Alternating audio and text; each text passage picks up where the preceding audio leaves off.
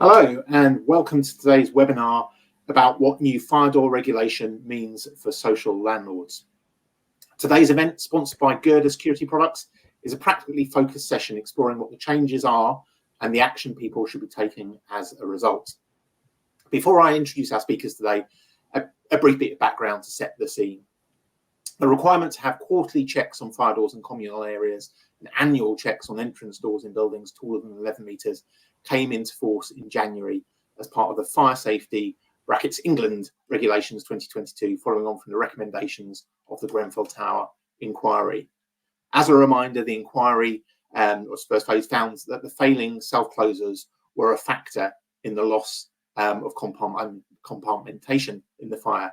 So Martin Moore-Bick, chair of the Grenfell inquiry, said at the time it's apparent that ineffective fire doors allowed smoke and toxic gases to spread through the building more quickly than should have been possible, and that missing self-closers played an important role. So just a reminder about why this is such an important discussion and such such an important change within the sector. And at the time, the recommendation, or one of the recommendations that led to those changes, he recommended a legal requirement on the owner or manager of those buildings to check doors at least every 3 months to ensure self-closing devices are working effectively. And we all know the problems that have emerged since, and some of the issues that the sector is wrestling with. To quote just one example, research last year by the Fire Door Inspection Scheme revealed that from 100,000 inspections, 75% of fire doors had some flaws. So today we'll be looking at how safety teams could and should be resourcing and undertaking the new requirement, who is responsible for the cost, and how best to engage residents, among other things. We'll also be looking at any obstacles that might lie in the way and how best to overcome them. To talk us through things today, we've got a fantastic panel lined up. We'll be hearing from Ian Bailey, Technical Advisor at the Institution of Fire Engineers, Fiona Critchley, Head of Communications with Girder Security Products, and Gottfried Plange-Welbeck, Head of Technical and Compliance with Sage Homes. So welcome all, and we'll be hearing from them very shortly. But before we get going, just a chance for us to get a bit of a feel for where the audience is today as well, where you all are. So we'll just be publishing a poll to get a feel for where you are in the room. And this the poll is, in an inspection of your organisation's fire door sets, what percentage were up to standard, were of standard? So I'll just ask that question now,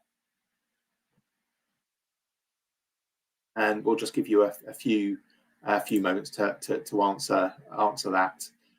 So yeah, again, what percentage of your organisation's fire door sets were up to standard?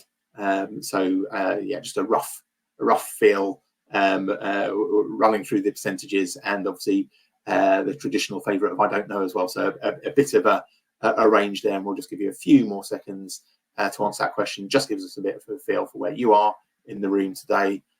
So let's gather those responses now, and we'll hopefully get a bit of a feel for where you are. So in terms of up to standard, we should be seeing those results coming up on screen now, but I'll just talk you through them. 100%, relatively small percentage, 4.1% in the room today, 14.8%, 80 to 99%, 27%, 50 to 79%, less than 49% was 10%, and then quite a high proportion of you were in that I don't know category. So just over 40%. So a bit of a mix in the audience today, and a range, but again, very few up to that kind of 100% level as you'd expect. So thank you. It gives us a bit of a feel for you today as well. And I should say as well, this is your opportunity to get practical responses and takeaways for your own organisations. So as we go through the presentations, please do use the question box and ask away. And it gives us a chance to answer the questions that are really specific to you and give you practical and useful takeaways for the questions that arise as we go along. Please do use that box as we go along, and we'll get to as many as possible of your questions following the presentations. Right, that is more than enough from me. I will now hand over to our first speaker of the day. Ian, welcome, and it is over to you. Thank you, Martin. It's really great to see a number of people here today. So I'm Ian Bailey, Institute of Fire Engineers. I've come here today because it's quite an important subject, which is quite complex. So if we could go to the next slide. So what came out of the Grenfell Tower fire? So how did we get here? Martin sort of mentioned a few of the aspects, so it's worth repeating some of it though. So obviously there's the Grenfell Tower fire in 2017 where 72 people died. However, the inquiry chaired by Right Honourable Sir Michael Morbick is going to investigate fire door compliance in phase 2. However, what came out of phase 1 was very clear, and I will also quote the same. It has already become apparent from evidence attained in phase 1 that ineffective fire doors allowed smoke and toxic gases to spread through the building more quickly than should have been possible. One important reason why the fire doors failed to perform their essential function was the absence of effective self-closing devices, some of which were broken or had been disabled or removed. So this is why we've got to this point now, and part of the recommendation out of the first phase was recommendation 16B, which included fire door checks. Next slide, please.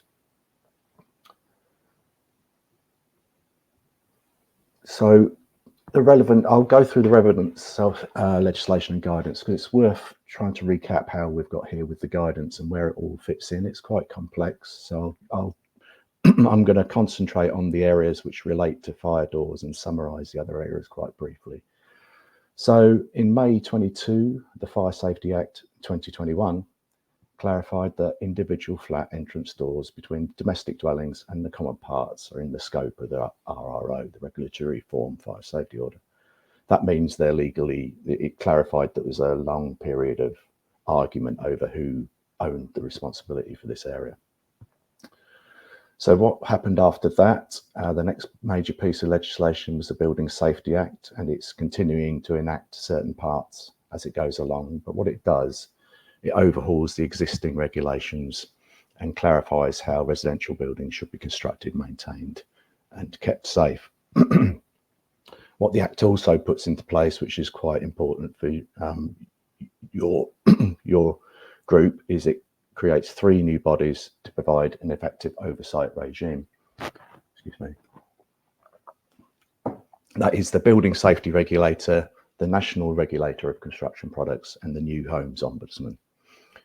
Also, then in April 23, the higher risk building regulations came in, and what these do, they define what is included and excluded from the requirements of the new regime in design, construction, and occupation. But critically, what it puts in place is how to measure and what types of buildings come under the higher risk building regulations, and that is residential buildings, care homes, and hospitals, which are over 18 metres in height or have at least 7 stories. So that's quite important for later on. If you are an owner of or a landlord, an RP of a residential building over this height, you should have already registered with your BSR by now. If you haven't, I should suggest that's done rapidly. And then you'll be expected to produce a safety case. They'll be called for sometime after April 24, is my understanding. And so the last piece, which is this critical piece of legislation, which we're going to talk about today, is January 23, the Fire Safety England regulations came in. So next slide, please. So this is for England only, obviously. There's a range of legislations around for Scotland and Wales, which address much of this already. But one thing to note is the pieces in this scope. There's about 7 or 8 duties that are provided to you, but the ones I've highlighted in yellow are yours for around the fire doors. So I won't go into detail on the other parts, but if you Google IFE Fire Safety England regulations, you'll see this particular scope document up there. So what I'll do, I'll go into the particular bits about doors. So the first one is you must provide relevant information about fire doors, particularly residents' flat entrance doors, as these play an important part in containing any fire within the flat which it starts.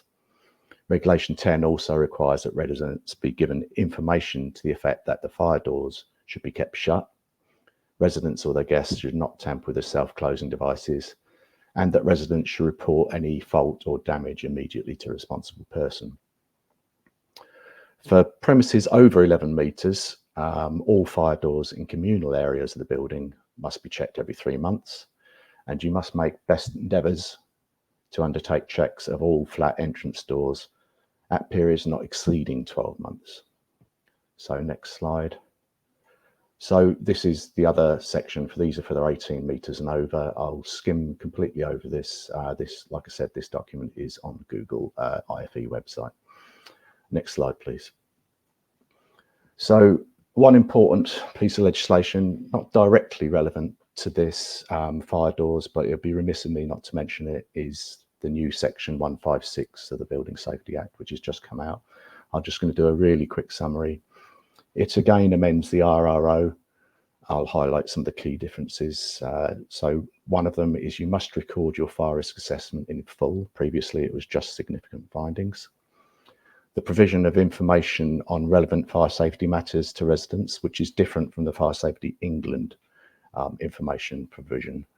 This is about risk to residents identified in the fire risk assessment, or from Article 22, cooperation and coordination information. So if you have other RPs in the building, you must provide information on preventative and protective measures, and the name and address of the RP, the responsible person, the UK address. So also the responsible person must determine if there are other RPs, responsible persons in the premises, and they must cooperate and coordinate. This is also for accountable persons if you are under the high risk residential buildings sector, i.e. 18 metres, 7 floors.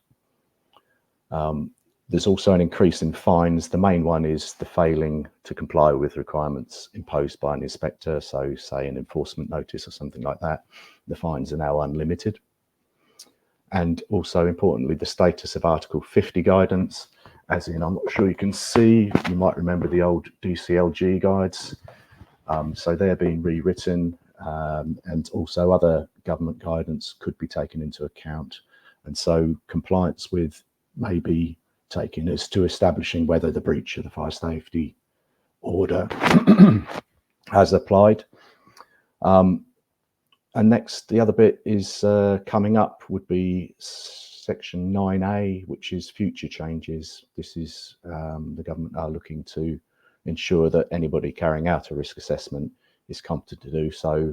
You must employ a competent fire risk assessor, in other words. That's going to come into place sometime next year, hopefully. Next slide, yes, thank you. So fire doors. Why the focus on fire doors? Well, the phase 1 report made it very clear the risks they present to a building if a fire in a flat or elsewhere comes into the common parts and the escape routes.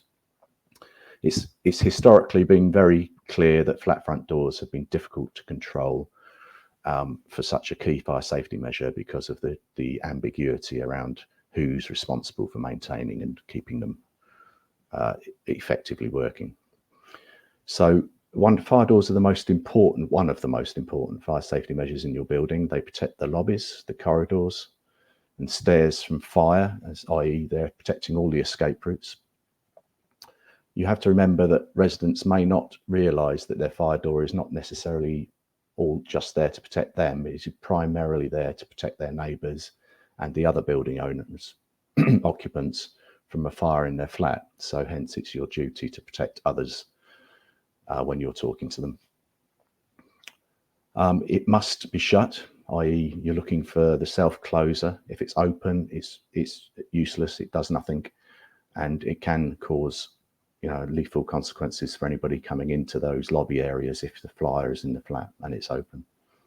It has to stay shut, and this is where hinges and latches are critical. I've seen screw-on Yale-style door latches on fire doors before. They obviously fall off fairly rapidly in a fire. It must fit well.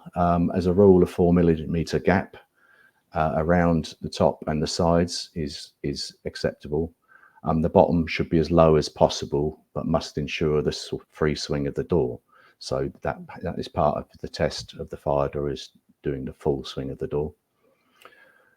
It should resist fire and smoke. Even if it's not a modern FD30S door, it will still help to control a fire and smoke spread. And it shouldn't be modified unless by a competent person. So, next slide, please. So, what is a fire door check under Fire Safety England regulations? It's a simple check on a fire door to make sure that it works as intended. The legislation assumes that the fire risk assessment has already been professionally done and assessed the suitability of the door. So, i.e. with appropriate instruction, caretakers, maintenance personnel, managing agents should be able to do them themselves. They're not intended to be a full fire risk assessment of the door or a fire door inspection. It is a layperson almost check.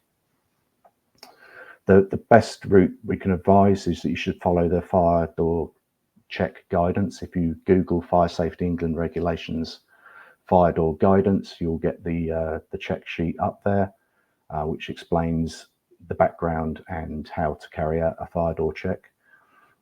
It is fundamental, however, here is what you're doing is for flat front doors, you have to be able to access the flats, because you're looking to see that the door does swing closed from full opening width, from a small opening width. It latches, and that the self-closer is working, and it doesn't stick on the carpet or it doesn't stick on the flooring when it's pulled right open. That's an important check, because we've had fatalities from that alone already. So also the fire door needs to be kept in good working order, good repair. So that's part of the check. You're looking to make sure it's not damaged beyond repair. And if you have any doubts about this, you should probably go to your fire risk assessor or a fire door inspector to check further, to get professional advice. Next slide, please. So this is the residents are critical to this. You've got plenty of access to the common parts of the premises, i.e. the landing doors and cross corridor doors, but the fire doors on the flats are the ones which prevent this fire in a flat, which is your most likely location of a fire, from coming out into the common parts. So the residents are critical to that effectiveness. So Regulation 10 clearly makes that point in the Fire Safety England regs, that information should be given to the residents that they are part of the solution to maintaining these fire doors. They should know that the fire doors should be kept shut when not in use, that residents or their guests should not tamper with self-closing devices, make other modifications like adding their own letterboxes without being professionally done, or without it depends on how your lease is set up, obviously, but they shouldn't replace the door, again, without consultation with you or the lease arrangements, who's responsible for the door. And the fire safety obviously needs to meet the fire safety requirements for that particular door if they do that, i.e. FD30S. They shouldn't damage intermittent strips, smokes and seals, i.e. paint over them. And residents should cooperate with their responsible person's checks. I suggest giving plenty of notice, a range of times, and a provision of clear explainers information on why the checks are required would certainly help that process. Also, residents should report any fault or damage immediately to the responsible person.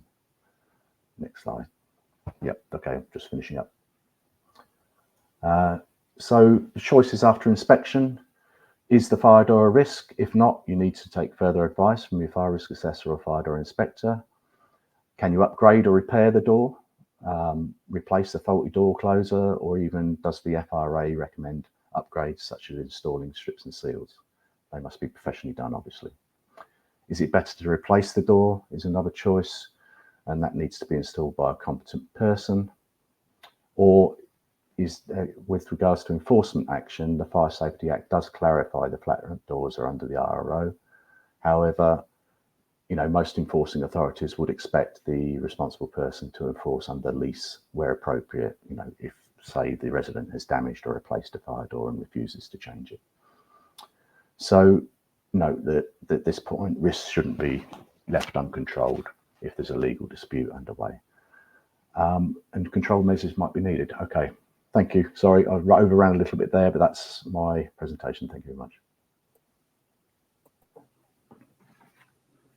Thank you very much. Great presentation. Lots to take away from that, and yeah, lots to pick up on. I can also see we've got loads of questions coming through already. Thank you very much for that. And just a reminder to you tuning in today that this is an opportunity, hopefully, to get some practical takeaways to get answers questions that you're wrestling with in your own organisation. So please do use that question box, and we'll get through as many as possible following the presentation. So thank you very much, Ian. Fiona, welcome, and the floor is yours. So yeah, over to you, Fiona.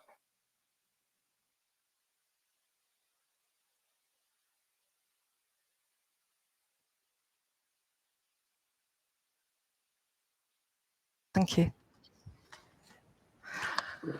Thanks, Martin. Sorry for that. Slight hitch there on the acoustics. So thanks very much. Good afternoon. I'd just like to give you a brief overview of, thank you, the next slide, Girder Security Products and our background in fire door sets. We've specialised in the design and manufacture of complete finished fire door sets for over 25 years, and specifically for existing buildings in the social housing sector. We're known for multi-performance door sets, flat entrance, as well as communal. And the door sets are designed not only for fire resistance and smoke control, but also for other aspects of building performance. Our door sets have stood the test of time, performing in preventing fire spread in actual building fires. Next slide, please. As an organisation, we take design and primary testing extremely seriously. Our library of primary-owned fire test evidence extends to 25 field of application reports with around 100 primary-owned fire and smoke tests. This provides a wide test remit for the social housing built environment. And importantly, we try to incorporate innovation into our design to help residents, things like quiet closure and features to assist with maintenance. We've invested into the latest technology in terms of manufacturing facilities and equipment to ensure the exacting specifications within the test remit are met through precision engineering. And I think it's fair to say we are recognised as being an organisation who are passionate about what we do. Thank you. As Ian has touched upon, there has been a raft of fire safety legislation affecting fire door sets. In addition to Regulation 10, there's the current construction products regulation for external fire door sets, that's external flat entrance or service room. And these require UKCA marking. The construction sector differs in this regard, not CE marking as other industry sectors as recently announced. The Building Safety Act in Phase 3 calls for improved communications between those responsible on means of escape, measures to restrict the spread of fire, and what people should do in the event of a fire. And this also ties into Regulation 10, ensuring residents understand the importance of fire doors, not tampering with door closing devices, etc., and to report any faults. Next. The Fire Safety England regulations were introduced on the recommendations from the Grenfell Inquiry Phase 1 report, as Ian mentioned earlier, which include checks on fire doors and self-closing devices. Now, fire doors play a crucial role in inhibiting the spread of smoke and toxic gases.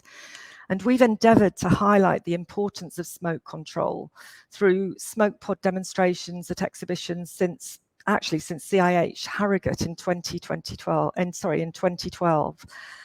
Obviously, the smoke used here is non-toxic, but it serves to demonstrate what an important job fire doors do when smoke seals and door closers are considered in the door set design, and they go through full scale smoke leakage and fire resistance tests. And we're pleased to note that full-scale smoke control is now a certification requirement for secured by design. Thank you. With checks on fire doors, the accountable person will also note information, including the type of fire door set. For example, is it flat entrance or a communal area? Is it 30 or a 60-minute fire door set? Is it smoke rated?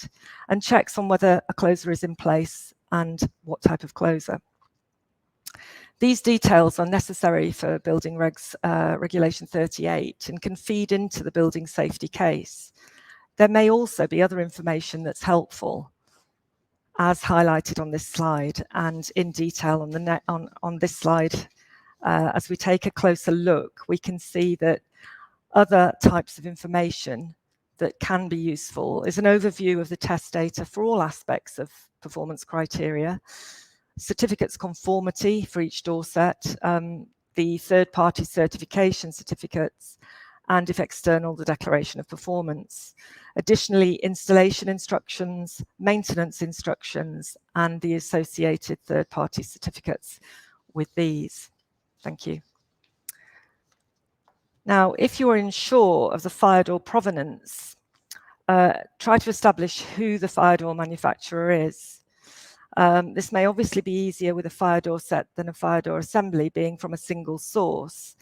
However, the provider or door set manufacturer will be able to provide details on third-party certification at the time and details on replacement parts. The certification scheme itself will identify the manufacturer through plugs or labels, or may even have, the door sets may even have fire manufacturer signage. In some instances, fire doors will require replacing, and it makes sense to look at the long term for your investment. Some points to consider are highlighted here. Look for door sets where all testing is consistently on the same door set range, design and construction. So if there is a choice of door closer, or glazing, or thresholds, frame configurations, or styles, etc., the primary testing has been carried out on the same fundamental design of door set. As we know, in reality, buildings vary in age and structure, so consider the range of test evidence specifically catering for solutions in the social housing environment.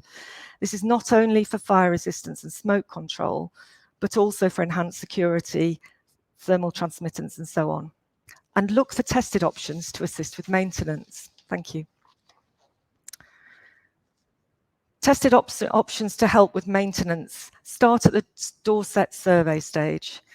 The survey is in effect the birth of the door set, and a very important process to factor in what hardware or solutions within the test remit will be best to assist the resident and suit the building entranceway. Options to consider, for example, in regard to door closers may be door closers tested and positioned to the outside of the door set, automated door closers for assistance, concealed overhead door closers to prevent against misuse, and also to assist with quiet closure. Regulation 10 underlines the need for residents to understand the importance of fire doors, and resident engagement is key. Having worked as the main contractor in a number of door set replacement programs, we see residents respond positively to inclusion, and it assists if communication can be via a range of channels. There's something to suit all residents, whether they prefer to speak directly about questions they have, or whether during busy work schedules, their preferred method is via SMS. Thank you. Informing residents of the importance of fire door sets, as Ian has indicated, is crucial. Through a welcome guide that explains the operation of the door set, important information is provided about how to look after the door, not keeping it closed to, and not obviously drilling holes in the door. Residents will feel better informed if they can take part in open days or view a pilot installation. And engaging leaseholders is important from the perspective of avoiding potential fire spread through a non-compliant fire door. This can vary from one social housing provider to another, but leaseholders can benefit from economies of scale at the time of the door set replacement programme. And additionally, other benefits of the door sets can play a large part in decision making, including energy efficiency, improved insulation, and acoustics. Thank you. As mentioned earlier, Girder Security have experienced high resident engagement in our doorstep replacement programmes and also in the follow-up surveys to check if residents are happy with their doorsets, noting any points for improvement. 2 of our recent programmes not only had a high level of satisfaction, but the level of response was extremely engaging. Thank you. So it's important to understand fire door maintenance in the context of the whole doorset. Fire door sets are engineered with interdependent parts, so consistency is key across all areas, from design through to maintenance. For this reason, it's vital that the correct intumescents and fixings for the doorset parts are used in maintenance, and that this is through third-party certified maintainers using the manufacturer's instructions. Fire doors are not all the same, and using one type of intumescent for a replacement part in a fire door set could compromise, instead of another, could compromise the integrity of the performance. So look for replacement kits for the given type of door set. Thank you.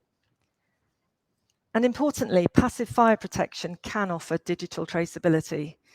Having a fire door set's DNA, or the golden thread of history, assists the social housing provider, and digital solutions are a way to do this. G-Smart, which is our app, our digital app, has been developed with the housing provider in mind, providing an audit trail from survey through manufacture to installation and maintenance, and each door set has its unique code. Regulation 10 also calls for residents to report faults immediately, and the digital app can assist with this. Thank you. Residents can scan the label or advise the door set code, and where housing providers are using the G-Smart app, the report can be received live. This can then be managed with ourselves or the housing provider maintainer to plan into task management for a repair. So digital innovation is possible with door set maintenance. Next slide, thank you. I hope the presentation has given you an overview of Regulation 10 and how meeting this can work in practice. Thank you for listening.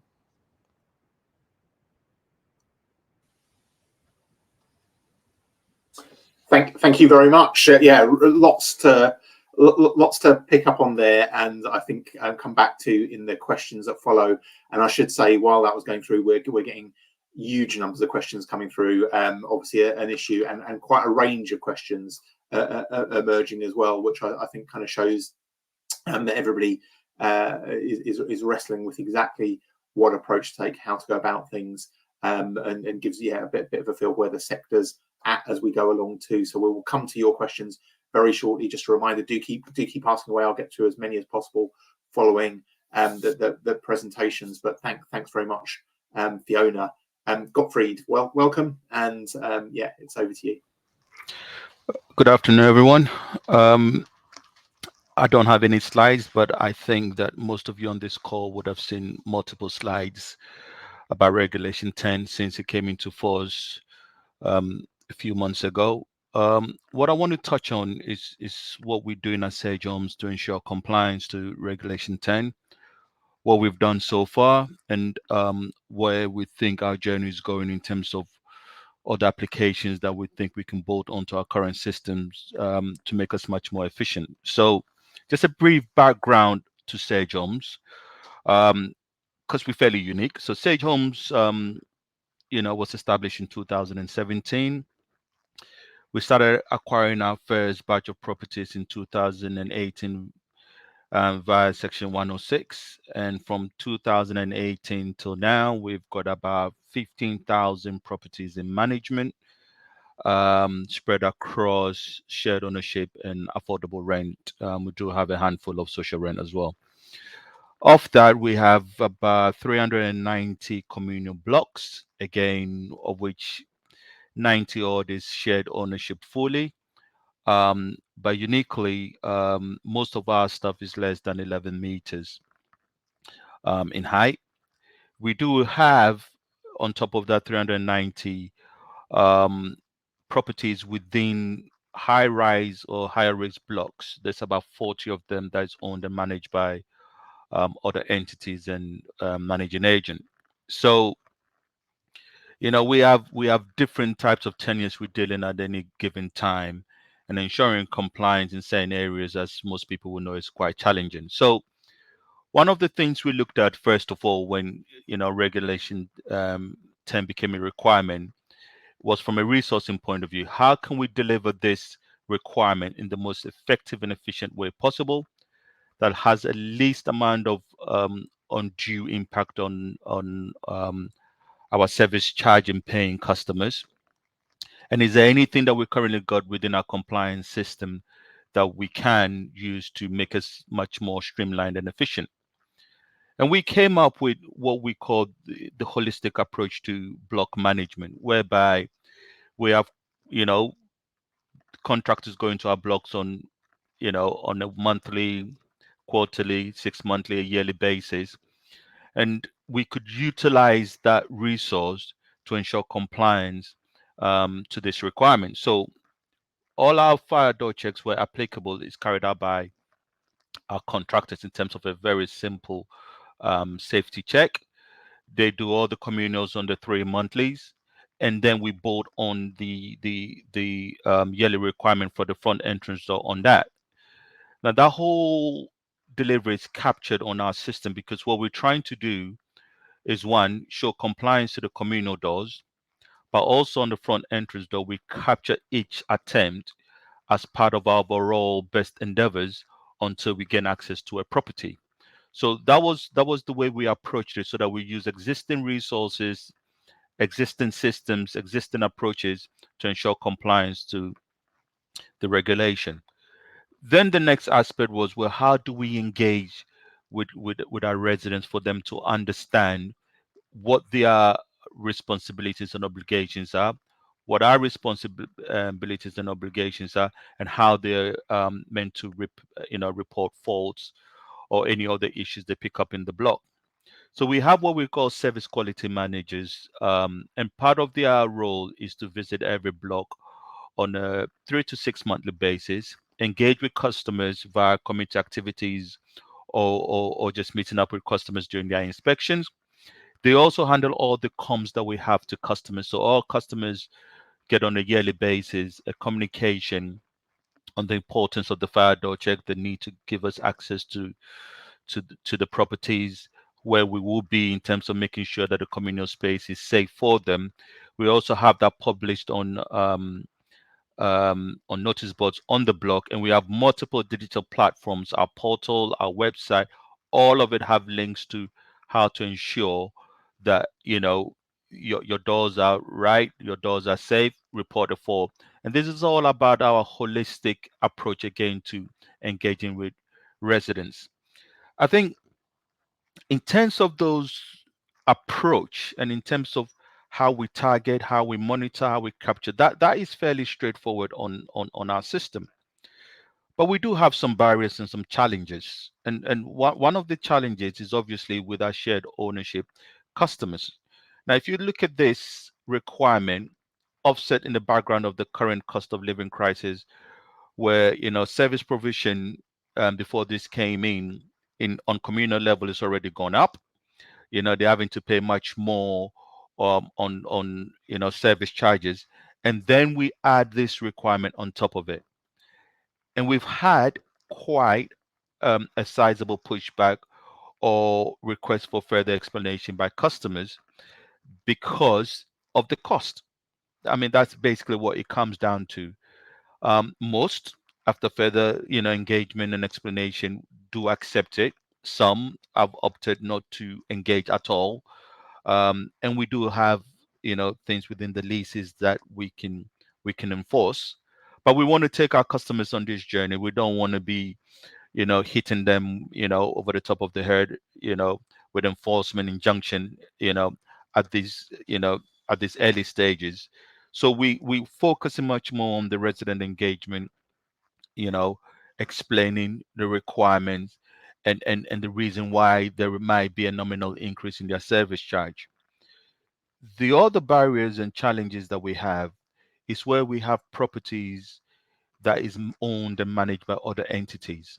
Now, dealing with managing agents, as most people already know, is quite challenging even before this regulation came in. Gain information from them as to their normal inspection regimes is quite challenging, but we press on. But also there is this confusion from their point of view, whereby most front doors in this type of setup is kind of circled within our demise. So Sage, for example, if we have these rental units in these high-rise blocks, own the door, and the managing agents have very less interaction with our customers. And even though the regulation and the guidance specifies that the front door to a flat form part of the communal requirements, some managing agents tend to push back on it. So we've come up with different ways of engaging with our own customers in this type of tenures and this type of settings. One is about ensuring that they follow the policies of the managing agent and the instructions they've been given um, in those type of tenures, and the other, as we go in for all the service requirement, be it whether we service a gas appliance, be it whether we've got a mechanical ventilation unit to service and clean out, or a heat interface unit to clean out, we will carry out a simple check on the fire door as well, because ultimately, should any repair requirements be required for that door, Sage Homes would undertake that ourselves. So this is all about making sure that we cover all the bases, and critically, that we can evidence best endeavors, evidence our approach, and have it all captured on our true compliance platform. In one single click, we'll actually give you the whole history about that door. Now, we're fortunate to be in the position that we already know the type of doors we have because they're fairly new. We've got the specifications for it. We know whether they're FD30s or FD60s. So we don't have those legacy and historic issues of not knowing, not having confirmation what type of door it is. So we have all those specifications across all our portfolio. So I think our focus really is about how we ensure compliance to this requirement. And our next stage of our development in terms of systems is about going down the tagging system, whereby via tag on the inside of the door, we can check from the external when it was last inspected, and also carry out an inspection straight away from a phone, from a tablet, and capture all that information on our system. And again, it's all holistic. That information is available to our contractors. That information is available to the compliance team. And we just look at this as any other compliance event on our system. And that is pretty much the Sage approach to ensuring our compliance to Regulation 10. And that's all from us.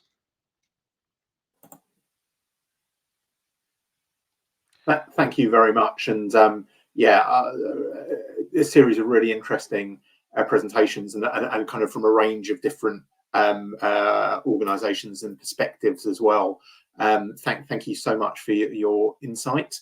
And we'll now move to discussion and questions. And we've had a lot, like I say, of questions coming through during the course of those presentations.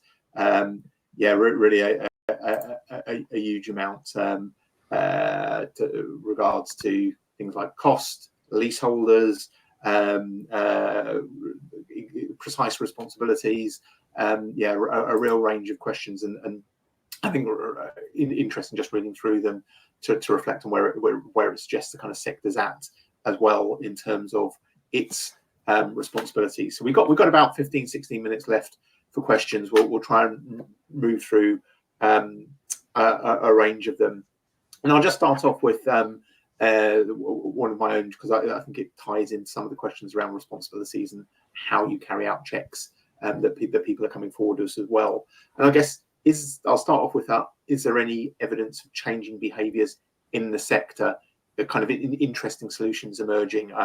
We know, for example, one landlord's been talking about moving fire door self closers to the outside of flats, so you can check from communal areas rather than so getting around kind of access issues or attempting to. Electronic chips and door closers has been mooted as another issue, so you can check from the outside whether they're operational. yeah, what are your kind of responses to some of those approaches, and are there new ways of working that could emerge or are emerging that might help with, particularly when it comes to gaining access in some areas? I'm looking around to see whether anybody's wanting to jump in on that. Ian, you shrug. That's enough. I will bring you in on that one. So yes. Just from our experience, our members are sort of getting a lot of questions around these uncertificated fire doors. So there's a question mark over, you know, the nominal fire doors, or you call them, where they might not be fully up to standard from historical, and there's a lot of you know, questions about expense of getting them inspected or just replacing them, and then there's lots of questions that the Godfrey was talking about. Is residents are obviously questioning the cost, etc. So yeah, it's causing a range of issues that we're experiencing. And yeah, and does anybody want to come in on yeah, some of the potential solutions to those? I mean, yeah, like say just a couple that have been floated past us in recent times. You know, are they potentially goers? Are there things you're looking at, Fiona? Yeah, what are your thoughts on that? Yeah, I think one of the slides showed the door closes to the outside of the door. That does tend to be something that social housing providers are looking at as fairly standard across a lot of replacement door set programs. And also just adding to what Godfried said about the digital tag, you know, being able to read the information from the outside, not necessarily having to have access. That's another sort of way forward, which I think is, you know, we're starting to see this innovation coming through, and industry is starting to look at this and hopefully try to provide some sort of standard format going forwards. I think one thing to add, Martin, is you know, we've explored the closures outside, and obviously we're exploring going with a tagging system.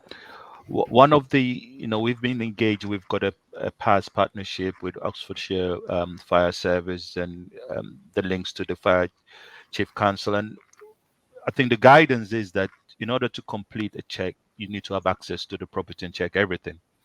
But it's also trying to you know, carry out some risk-based assessment to say, look, I can't get access to it yet, but does it actually present a potential risk at the moment? And external visual, you know, inspection, you know, having engaged with the fire service, etc., may be plausible. We're still waiting for advice to come back. It's not entirely the full thing that is required, but it can't give you some kind of risk-based approach in assessing whether you've got an imminent at-risk situation, or is it something that you can manage going forwards. You know, for some people, there's a lot of acts. You know, if you live in a block it's got a gas and it's got electrics and it's got this, there's a lot of people trying to gain access to your property at the moment, and some customers find that wholly inconvenient. Absolutely, and we'll come to customers now, actually, because there are a couple of questions along those lines. And I guess, you know, for me, are there any lessons emerging when it comes to kind of tenant and resident engagement? We had a specific question, Godfried. I'll come back to you straight away, because yeah, talking about how many service engagement managers Sage actually has. So a relatively practical question there, but yeah, I guess. What are the resource implications? I guess lies there, but also, yeah, in terms of engagement, how best to approach that. I think There's 10 of them spread across the whole country, because you know, Sage has properties anywhere in England at the moment, so geographical spread is a challenge. They have to visit a block at least once every 6 months, regardless of height. So, but in those that are captured by Regulation 10, you know, they tend to make appointments with customers, or organize community activities, or, you know, town hall meetings, depending on what other issues is going on there. And the whole idea is that we're engaging on all aspects of building safety, and not just the fire door. So that is what they do as part of their inspection and quality regime, and also making sure that obviously the contractors that go there make sure that we're proactive in our approach are also doing what they're supposed to be doing. So it's about fielding customers' frustrations, questions, etc., and also educating them on the new requirements. Thanks very much. Yeah, really helpful, and yeah, obviously a really specific answer to that question about the level of rules going in as well. Fiona, yeah, just in terms of that communication issue, what would your advice be? And are you aware of any kind of interesting or kind of useful tips in terms of engagement that we might pass on? I think the experience we've found in actually running the fire door set replacement programs as a main contractor has been it's been engaging the resident into the process from the outset, and it's the channel of communication, I think, that's been helpful. The fact that we've a lot of elderly residents prefer to have someone on site they can speak to, they can liaise with, they can ask questions about, and you get people who've got very busy working lives who they're engaged at the outset, but then continue on the survey arrangements, the choices of their doors, the installation arrangements through SMS texting, and so I mean these are just a couple of communication routes, but it's really about bringing residents in so they feel that they are engaged. In terms of the checks, it's very much making people aware, everyone aware, that you don't drill a hole in your door set for a cat flap. Do you know what I mean? It's sensible stuff, but it happens. Actually, there's a question. I'll just very quickly on that. So making individuals aware. So somebody raised a question, an issue they've got. Big problem with cable companies drilling through frames. Are installers being made aware? So how are we communicating not just with individuals in their properties, but actually, I guess, with people who are perhaps going out and doing a significant number of jobs that may affect the kind of suitability of those kind of frames and installations. So yeah, Fiona, back to you. I think if you're looking at if I don't know whether we're talking about the door set installation here or additional work, but if it's the door set installation, then you want to be looking at certified installers, third-party certified installers. These people have gone through training. They generally have a lot of knowledge. They have experience, and they are, at the end of the day, part of a certification scheme that is an audited scheme. If we're looking at other trades that are drilling cables through door sets, then through a frame, then that's absolutely not acceptable, because that could compromise the integrity of the door set. So you'd want to look into that further as to what's required. Go back to your your fire risk assessor, your competent people. Certainly you wouldn't want to do it through the door set manufacturer's system without speaking to them. Any changes need to be within the test evidence remit. Yeah, and thanks very much. Yeah, so absolutely, and I just wonder whether there's any evidence of kind of communication with some of those installers. We'll pick up. So if anybody wants to come in on that, we'll come back to that in a few seconds. I do want to go. There's quite a lot of questions around leaseholders in one way, shape, or form, as you might anticipate. I'll just pick a couple of them in. I might come to you first on that. So just to give you your 30-second warning. Yeah, a range of questions. Many local authorities assign the ownership of flat entrance doors to leaseholders. Does the LA then retain responsibility under the current legislation? Are there any new or implied powers for a registered provider in cases where a leaseholder does not provide access for fire door checks to their flats? And yeah, I guess just the basic: who's responsible for leaseholder doors, both in terms of inspection and repair and maintenance. So kind of variations on the theme there. Ian, I'll move to you first. Yeah, it's a complex area. There's very little case law as yet. I mean, the RRO applies to the door, however that sits with the responsible person.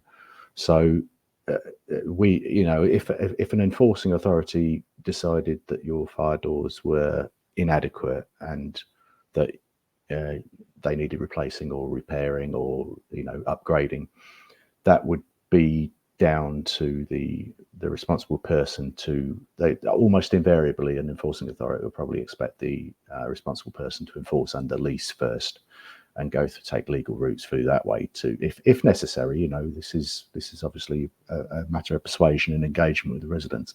But if the resident has replaced a fire door, it's a risk. It's not a fire door anymore, something like that. You'd expect the lease to be the first port of call. I can't think of any legislation changes apart from that, and it would, I don't think there's any case law yet under the RRO enforcing on a resident at the moment, I'm aware of anyway. Yeah, so one to watch there. Does anybody else want to come in on that issue with regard to leaseholders? If not, I think that gives us some specific advice, and also perhaps a kind of watch this space issue. I guess there's a range of questions coming through that show the types of things landlords are wrestling with as they come to grips with their, or registered providers are wrestling with as they come to grips with their responsibilities here. Let's just talk about the scale of the issue. We talked a little bit there.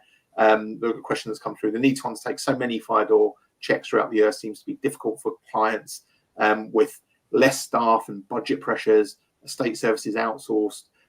What methods have exemplar organisations adopted to stay on top of those quarterly checks in an affordable and practicable way?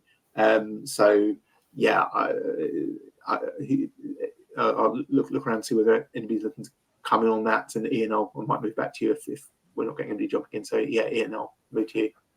So the checks, did you say? Can you just repeat that? So it's basically, I think, organisations perhaps struggling with budgets, but the financial pressures in the current environment, a lot of fire checks to undertake. Is there a kind of any best practice about how to affordably stay on top of the scale of work needed? I suppose. I think that there's the fire risk prioritization tool, which was around prioritizing your reviews of risk assessments, which can give you a little bit of guidance about where you should go first to your higher risk buildings. However, for the fire safety checks, the intent of the guidance and the check is meant to be not onerous. It's meant to be a layperson check. Fundamentally, you're making sure that door is a fire door and it will close when needed and stay latched. Your fire risk assessment is where the fire risk assessor should be the one determining the standard of the fire door, and so it is meant to be a simple check, and you're looking for the fundamental aspects of that door, like I listed earlier, that it shuts, it stays shut, and there's not huge gaps, and it's well maintained.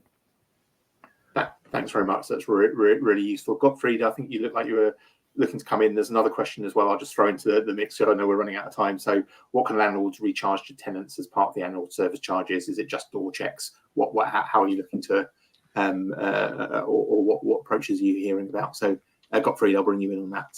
Yeah. So, in terms of the first bit, in terms of how we approach the actual checking of the doors, most communal spaces will have other components that require checking. I don't know, emergency lights, AOVs, or whatever. What we've done is that we've just bolted these simple checks on top of that with somebody that's already going there. So that is intended to reduce the cost, get some economies of scale, and make sure that you're not just turning up there just to do a whole bunch of door checks and walk away. We package it up as a holistic requirement. So that's how we do it. In terms of service charge, yes, there is service charge implications for our shared ownership properties within these blocks. We just tell them what the cost is in the beginning, what the inspection cost is, what the overall cost for their door, and also for the communal inspection, and what the annual fee is estimated to be. I think where there is a remedial action to be had, then that is a conversation between ourselves and the leaseholder to try and get it done in the best possible price. But we want to retain, the responsibility of appointing who does it, because what you don't want is for a leaseholder to go and appoint anybody that is not competent, to address a drop down seal that is stuck, or strips that are damaged, or or anything like that. So it's a conversation, as Ian said. It's a constant engagement with customers. One of the feedbacks we've got is that shared owners were very quick to jump on this, but then are slightly pushing back a bit. And when you start talking about cost of possible remedial works and cost implications with that. Thanks very much. Yeah, a whole different and emerging challenge, I think there. I'm afraid we have hit time. We've got through quite a lot of questions. I am terribly sorry if we didn't get to yours, because I know there are a lot came through during that session, and such a range of questions as well. So I think it goes to show what, again, for me, an insight into what the sector's wrestling with, and where we should be guiding our own coverage and approaches moving forward. So we'll certainly carry on covering this big and serious issue, but a lot of advice, a lot of insight, and some really, really great presentations as well. A lot to kind of go away and think about, and hopefully some practical insights to take away and apply to your own organisations. So all that remains for me to do is to thank you for tuning in. Thank you very much. Hope that's been useful. Thank you to Gerda for sponsoring and making today possible. And thank you to our panelists for a fantastic series of presentations and a really, really interesting discussion. So thank you all very much, and see you all very soon. Thank you. Thank you.